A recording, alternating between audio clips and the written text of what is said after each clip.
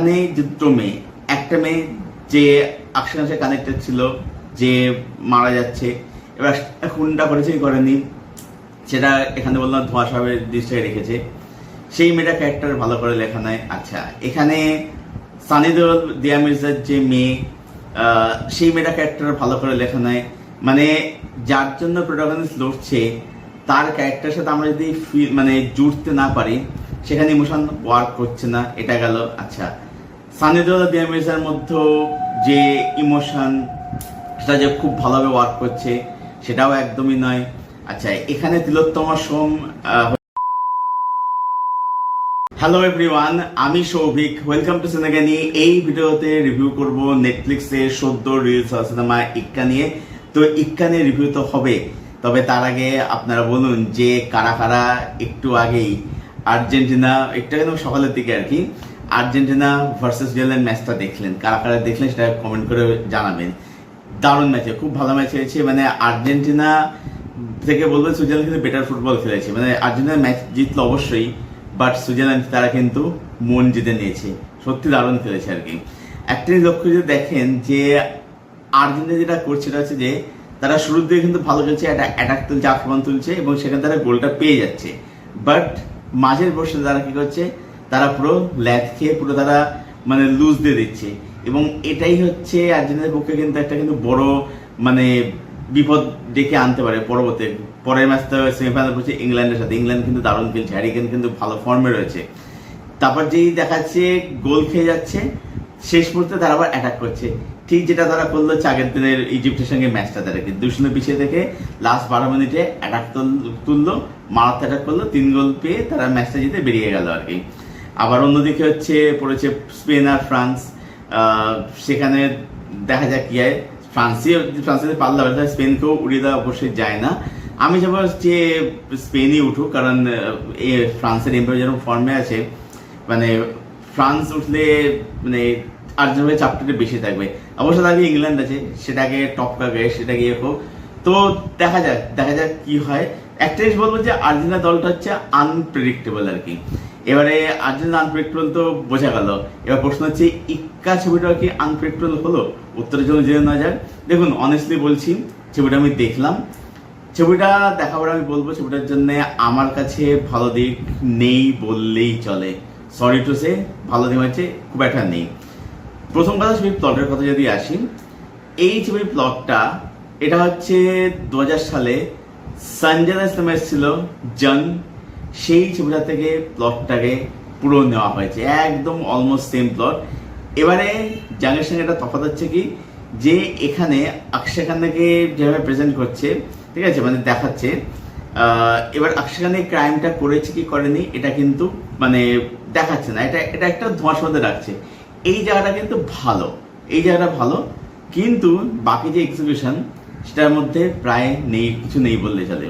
প্রথম কথা হচ্ছে এখানে দুটো মেয়ে, একটা মেয়ে যে অক্ষয়ের সাথে কানেক্টেড ছিল, যে মারা যাচ্ছে, এবার খুনটা করেছে কি করেনি সেটা এখানে বললাম ধোঁয়া সাহেবের দৃষ্টিতে রেখেছে।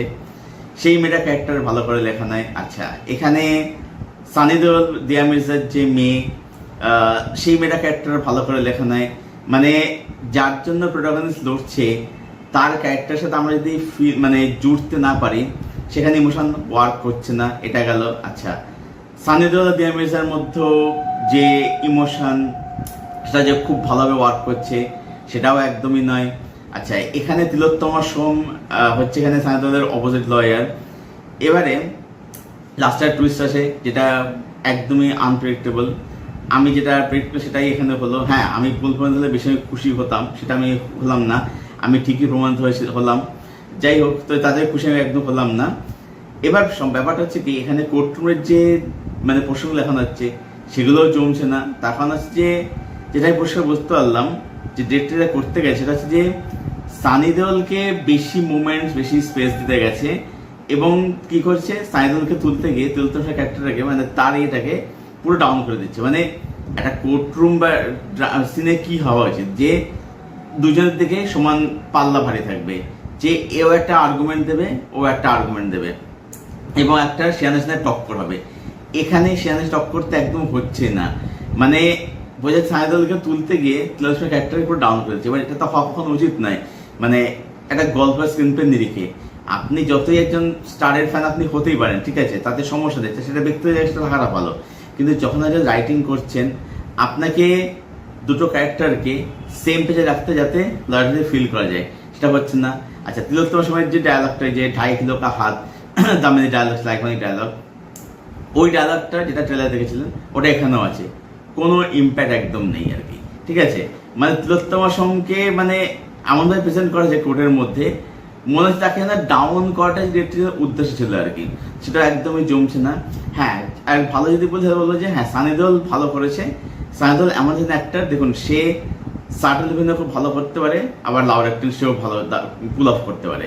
এবার এইখানে সাটল থেকে লাউড যখন দিকে যাচ্ছে আর কি, তখন সেটা না একদমই অর্গানিক হচ্ছে না। হট করে সানি দেওয়ার উপরে চাপড়া বলে চেঁচিয়ে উঠলো এরকম ভাবে, ওটা অর্গানিক হচ্ছে না। মানে একটা মানে ইয়েতে অভিনয় করতে করতে, লেয়ারে অভিনয় করতে করতে হঠাৎ করে এমন লাউড হয়ে যাচ্ছে যেটা দেখতে খুবই অদ্ভুত লাগছে দেখতে আর কি।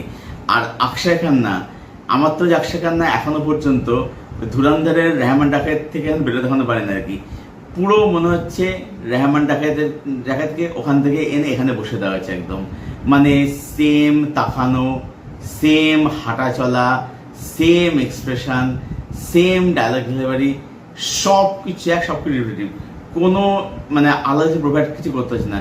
মানে শুধু বাকি ছিল হচ্ছে ওই কোর্টের মধ্যে ওই ফ্লিপার হচ্ছে গানটা চালিয়ে দিত, ডুস গান চালিয়ে দিত, ওটাই শুধু বাকি ছিল আর কি। বাদ বাকি মানে সব কিছু এক। মানে এটা হচ্ছে দেখে মানে হঠাৎ দেখতে হবে হয় রামাডা থেকে আনা হয়েছে, বা রামাডা খেতে কোনো মানে হারিয়ে যাওয়া কোনো ভাইটাইকে এখানে আনা হয়েছে একদম।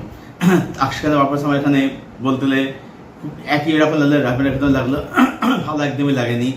আর বাকি দিয়া মির্জা বলি ভালো যারা রয়েছে তার জায়গায় খুবই সোসো কাজ তারা করেছে। হ্যাঁ, ছবির মেকিং টেকিংগুলো বলবো যে ডিসেন্ট, সেগুলো খারাপ নাই, সেগুলো ঠিকঠাকই বলা যেতে পারে আর কি। ওভারঅলে বলবো যে ইক্কার, আচ্ছা একটা বলছিল যে এখানে এই যে সাইদুলের ক্যারেক্টারটাকে, তিলোত্তমার ক্যারেক্টারটাকে, এদেরকে না ক্যারেক্টার ভালো করে লেখায় না একদম। মানে সাইদুলের যে ক্যারেক্টারটা, সে এত বড় একটা উকিল, সে নাকি কোনো কেস হারেনি, এবার সেটাকে যে মুখে মুখে বলছে, স্টেজে ভাষণ দিচ্ছে, ওটার মধ্যে এক্সপ্লেন করা হলো।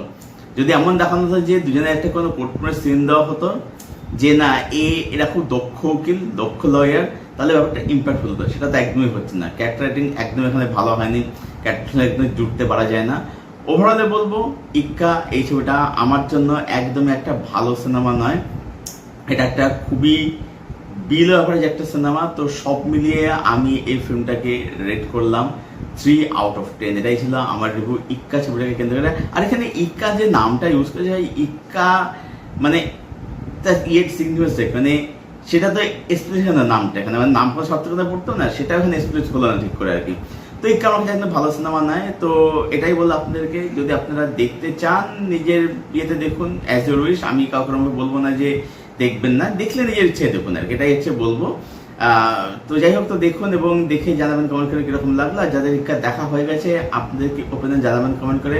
আপনার কমেন্টের উত্তরে অবশ্যই তো পারেন। ভিডিও ভালো লাগলে অবশ্যই লাইক করবেন, শেয়ার করবেন, চ্যানেলটাকে অবশ্যই সাবস্ক্রাইব করবেন। চলুন ভিডিও এখানে শেষ করছি, দেখা হচ্ছে পরবর্তী ভিডিওতে। Till then stay best, daily keep watching good content.